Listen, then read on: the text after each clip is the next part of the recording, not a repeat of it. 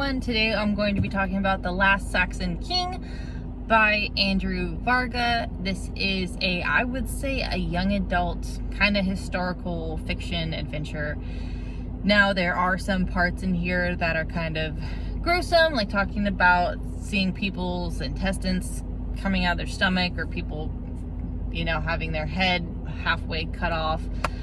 Even though it does have some gruesome described scenes, there are no sexual scenes in here. There's like 2 kisses, but still saying that, I do still think it's more of a young adult book.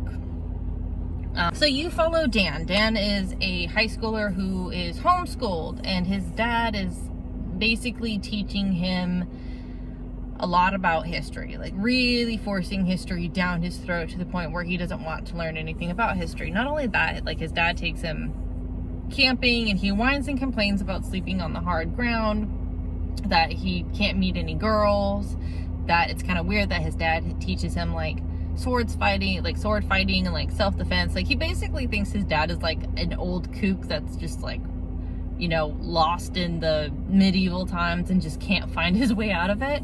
So he goes home, he finds his dad is being attacked by some dude. His dad throws him a rod, like a metal rod, tells him to chant some words. This is happening while a guy is like, has them at knife point, mind you, okay? So he takes the rod, he chants words, and he goes back to medieval times, to when like the Saxon King was fighting people. Sorry. So he's back in time. Now he's got to figure out what the hell to do. He runs into this other kid named Sam, who is another time jumper. Apparently it's like a family tradition where dads will teach sons how to jump time to fix the past, to make sure like history stays the same, because there's other people who go back in the past who try to change the past to change the future to like the way they want it. So he meets Sam. Sam like takes all of his clothes, destroys his cell phone, gives him new clothes, and sends him on his way to like for him to go and fix everything all by himself. And he does, and he finds a village, he talks to the village, he somehow gets into fist fights on his first day there, but he wins, and then goes with another dude to go to another village to meet the king, and now he has to try to convince the king to go to a different place to have a battle, so history goes on the way it's supposed to go. But even though he's trying to get events back in the order they need to go, there are people there who are constantly trying to kill Dan. So there's like other time jumpers who are trying to kill Dan. There's people who are getting paid by time jumpers to try and kill Dan. Like he's getting stabbed, he's getting shot at with arrows. Dan is constantly in trouble.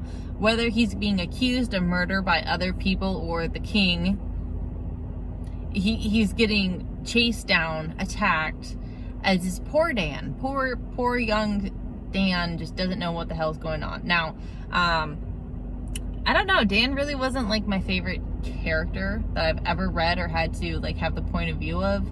Like in the beginning, it's just like he was annoying. Like most of the story, he was kind of annoying. Like his dad throws him the rod, and he has this stupid rod in his hand. He's like, "Oh, Dad, what do I do? I just don't understand what's going on." After his dad has already said, like, chant the words, chant the bedtime words I told you, and he's got this rod, and he's like, "I just don't know what to do." It's just like, I don't know. And I've never been in this situation before where I've had someone, trying to kill my parents, and them throwing a metal rod at me and telling me to chant bedtime words. I don't know, man. It was just, that's what I mean when I say it was like I think it was too young adult for me.